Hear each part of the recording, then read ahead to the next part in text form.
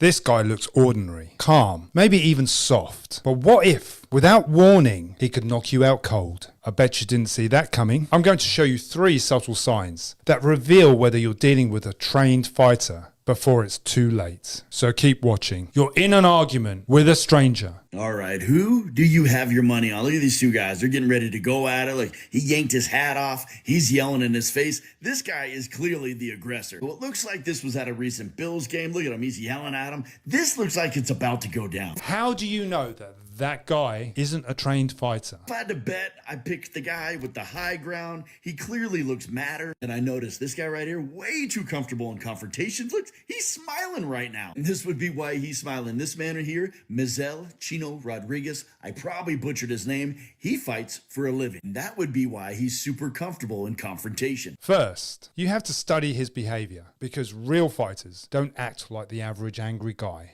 They threaten differently. Pay attention. These are the behaviors you should never ignore. And this is everything from how calm they are, how they stand, where they put their hands, whether they target scan. All of these things are relevant. The main thing to look out for is stance and position. Does the guy stand off to your side? Does he have his hands down? Does he have his hands up? Is he relaxed in his posture? Is he smiling even? These are all behaviors that give you some idea whether the person's confident, but potentially trained as well. People will target scan before they strike. They'll look at your nose, they'll look at your jaw, they'll look at your belly. What they're doing is they're lining up their shot. A well-trained fighter doesn't need to target scan. They know exactly where your jaw is, your nose is, or your throat is. If he's got his hands down, he's rarely target scanning. He's already lined you up for that shot. And worse yet, if he's standing in a stance with his hands down, within striking range, there is a good chance that he's going to throw that strike. Now, you could say trained fighter will have his hands up all the time. He knows what he's doing. But I'd put my money on it that a well-trained, confident fighter would not only invade your personal space, but will be comfortable intimidating you with their body language. Threat is going to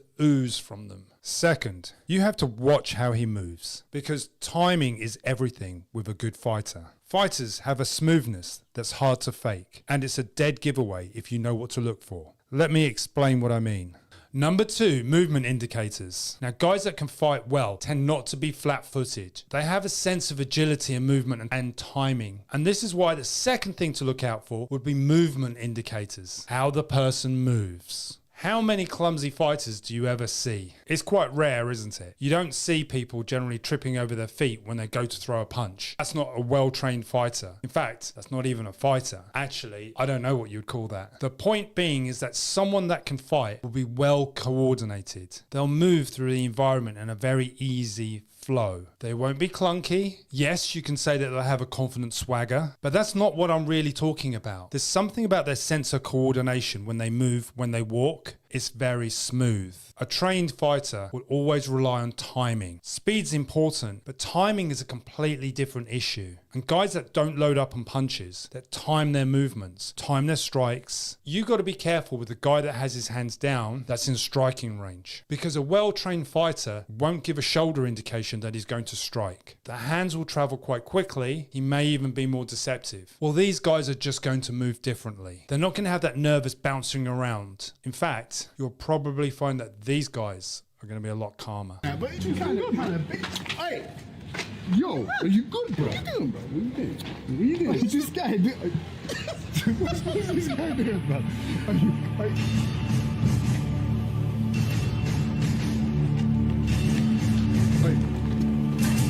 Third, and if you're lucky enough to see, you might spot those physical clues that he's been in real fights before you. Anyone who's ever worked out or been around trained fighters will know these signs well. Cauliflower ears, broken nose, scuffed knuckles tend to give it away, right? But what's more relevant is a lopsided posture. And I'm not talking about that guy that walks in a tilt. Now, if you look at your typical orthodox boxer, someone that stands in an orthodox stance, you'll notice that one side, typically the right side, the trapeze in itself tends to be a little bit bigger. The right shoulder often tends to be slightly higher. It's a subtle variation, but if you look at a lot of fighters, you'll see it. Because all of the striking, especially the heavy striking, walking tends to come off one side of the body. So sometimes it gives you a little bit of an imbalance. So if the guy's got a tight tap out t-shirt on, tap out t-shirt gives it away, by the way, you might actually get to see the imbalance on the shoulder. Having said that, he might think you're checking him out. Short hair is another indicator. Now, I'm not saying this is an absolute fact. Guys with long hair can be trained fighters, but the majority of fighters actually have short hair. Long hair has its disadvantages when you're fighting. Not only can people pull it, but it simply gets in the way. And this is often why trained fighters have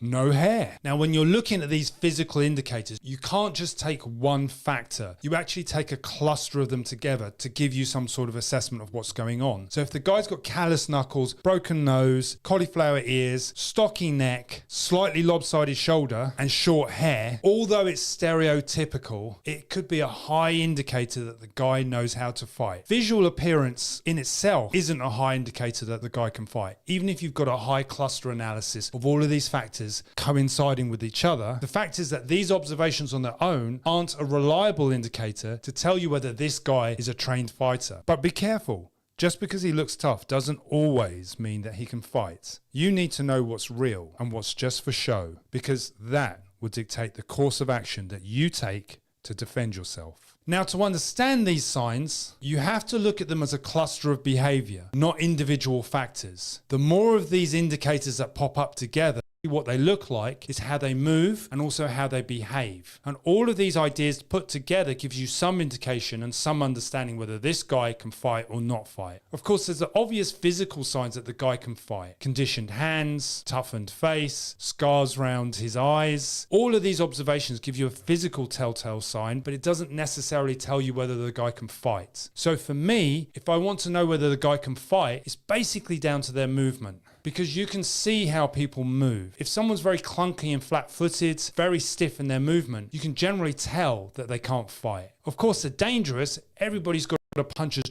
chance of knocking you out, and that's a fact. And then there's a puncher's chance of knocking you out, and that's a fact. And then there's the caveat, how they behave. Are they confident enough to stand in front of you and face off for a fight? Are they emotional or unemotional? These are all factors that you should take into consideration. How emotional is this person in front of you? If the bad guy is very calm, then he's a danger to you. And yes, someone can go off in a rage and be a handful, but the guy that actually is confident and can fight, he's the quiet one and the one to watch out for. Little dogs have loud barks, but it's a dog that looks at you and then bites you without indication.